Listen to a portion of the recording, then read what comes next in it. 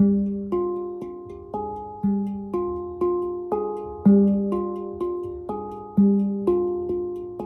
was like an alchemy of melody of things to me, all refined and ecstasy, found myself divinity. It was like a story, like a glories left untold, told inside the shapes and songs of hearts that were quite bold. There were dragons, knights, and queens, all the things inside the dream, all the things inside the grace, all the places in your face.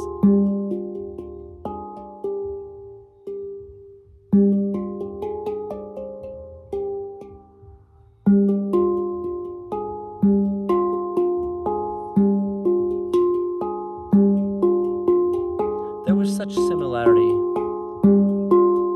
in the tones of mistake and create.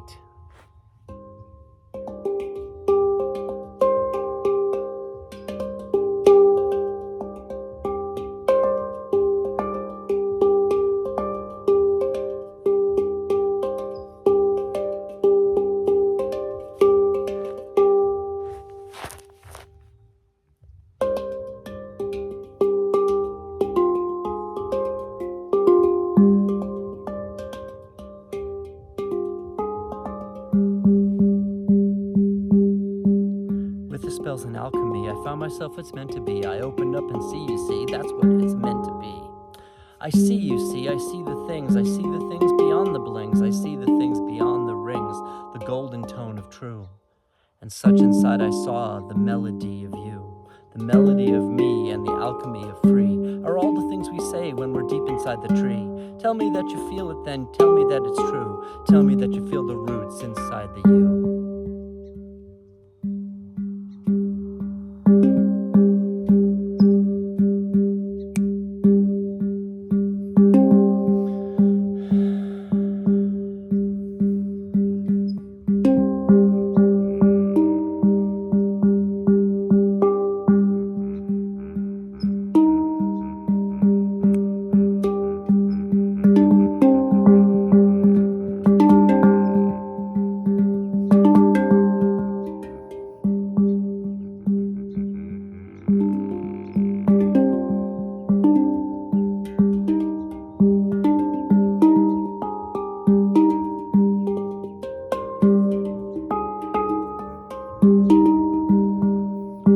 I don't know, but then I do.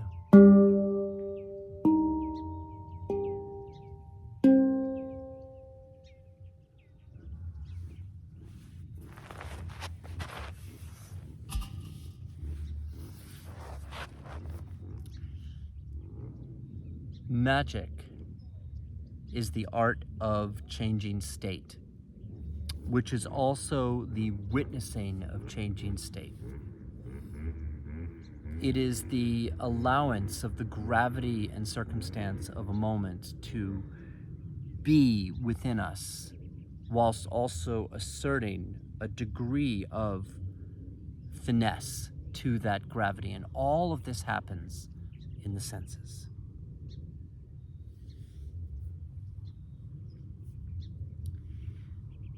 When we perceive things in this way,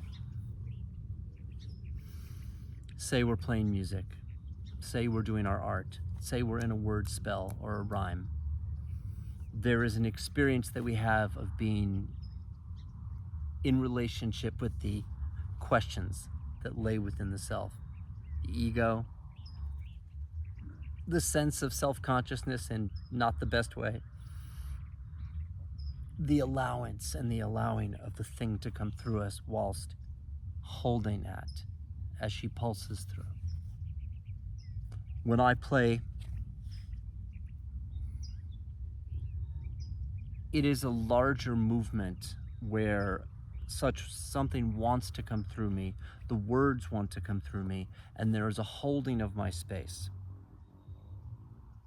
that is held, that allows that to move.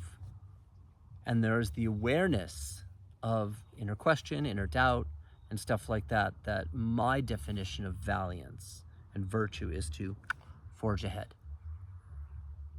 And for me, this is because I was never able to create a piece of music or writing piece or something like that that I would then rehearse, and then I would, I would like perform. I actually couldn't hold on to those thought forms at all. So they didn't exist for me. The only thing that existed for me was in the moment and the ability to listen and become in the moment. It would be like, this was such the alchemy, the things I felt inside of me. The things I saw were meant to be inside the flow right by the trees, inside the wonder of the skies unfurled, inside the thunder of the boys and girls, inside the things so deep inside of the tones that made us shift and slide across the realms, heart at the helm, and all the things beyond. And such were things I saw in the dusk and in the dawn.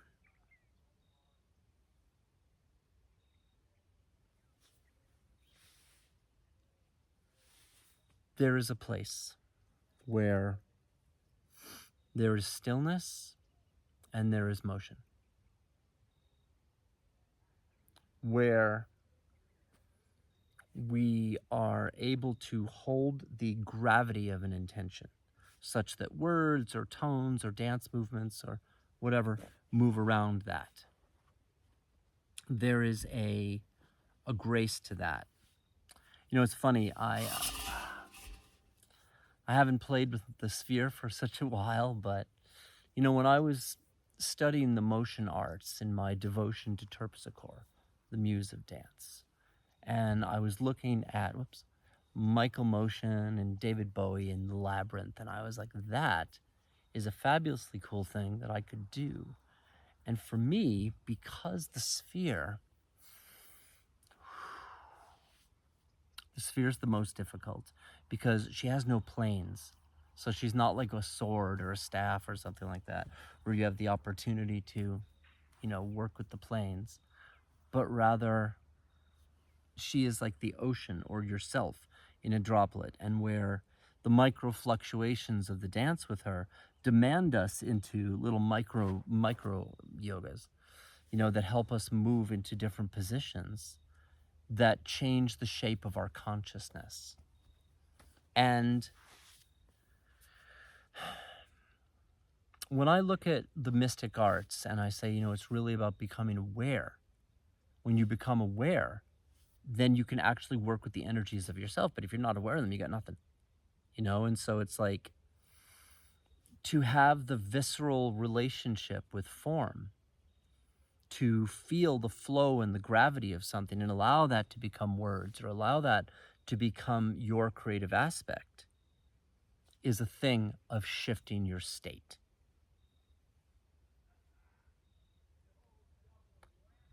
How to do this?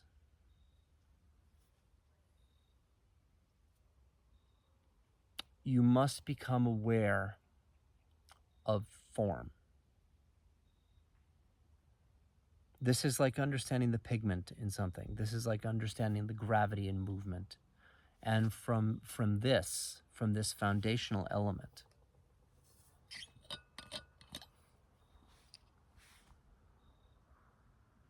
in the principles of myth that have come to me, there is ethos.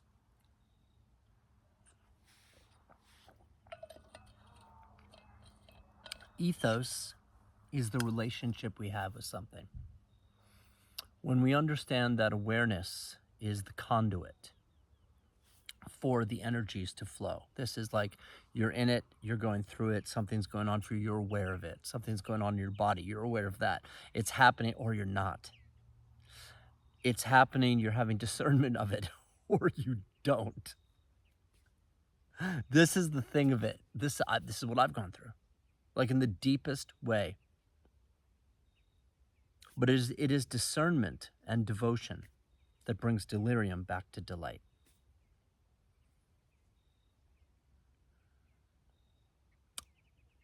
When I drank the water, this water is actually from the land. There's actually like a well on the land, and I think it's called an aquifer underneath of all this water. And I'm sitting in a field of sage. This land is very sacred, and by drinking the water, I extend my awareness, meaning I am feeling the viscera of space. So like, for example, with the sphere, right? This is me, by the way, I'm getting into like teaching people the magic, like, how do I even do that? Right? And so it's like, because, it's like, how do you explain that? So the sphere, or anything with the sphere like this, you're actually feeling the gravity of an object, right? Moving through space. Sometimes you drop it, sometimes you do this, you lose your focus, la la la la la. But there's an object moving through space, right? That object has mass. And as we become aware of the mass of that object, this becomes a whole thing, because the awareness of the mass of that object is the awareness of something's movement through space. And this is itself a stance that involves divination into manifestation, which involves the perception of gravity. There is a gravity to an intention. There is a texture to that in the chroma, in like the vibrations. There is an alignment with yourself. There's a texture to that. The grand challenge of this age, and I know this intimately well, is that everything is shrouded in shadow. It is the nature of the age. Accordingly, all of the droplets of the water, meaning all of our individual selves, are relatively completely crazy and not really seeing things, because the very aqueous nature of the eyes is la la la la la. So we have to do exercises for stillness. We have to learn to feel our awareness, to feel objects moving through space. And in that way, as I feel the water from the land, I'm aware of the texture of the land. I take the water in with a reverence, a sense of reverence for that. This increases the potency. Why? Because it's regard for what? The goddess. Why does it work? It's the basis of all yoga. It's the basis of all things. There is no separation. So when we want to work the magic, we wish to feel more deeply. This is not easy, because the world is, and we are going through confusions in our consciousness. But we wish to feel more deeply in order to come into wielding. And what is wielding? For a long time I looked at who is the doer, right? Are we wielding a force, or is the force wielding us? It's like people say, well, I've heard people say, I create my story, I write my story. And I'm like, can you read your story? Like, can you read like the substance of your story? Like, I took 20 plus 5 years, like super refining my perception to read my story.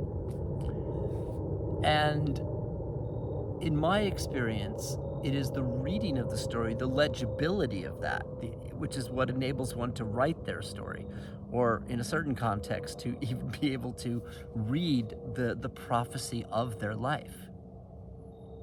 And this requires a state shift. This gets back to the I. So when we come out to places in nature, and I'm going to go much more deeply into these things, this is just me grounding into what is coming through me in these moments. As I'm here on the land for about a month, I'm feeling the Mythica coming forward, things are happening. But when we drop in, now if you can feel me, my internal shape is shifting.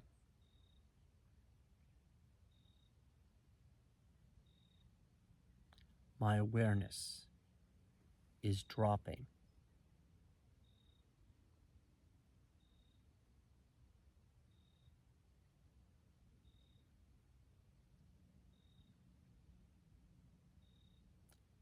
down into the earth.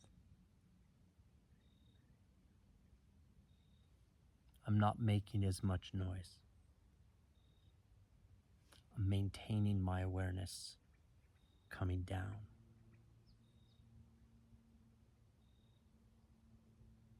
There is a visceral sense of my awareness moving through my body.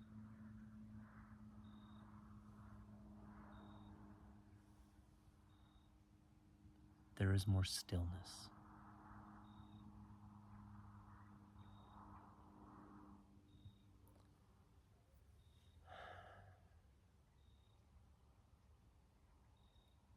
To perceive the elements, we must have a certain degree of sensory facility. This is different for everyone. Yet for everyone, there is the ability to take one's awareness and drop into the body. To do what? Gain as much stillness as you can.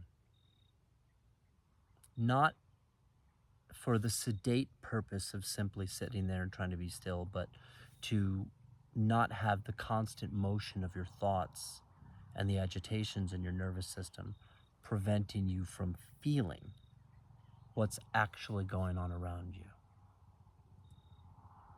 This is a great challenge for all of us.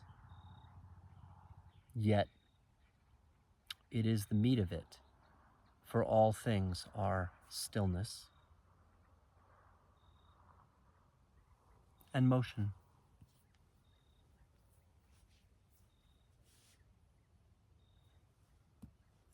Thank you for listening. May you live your myth.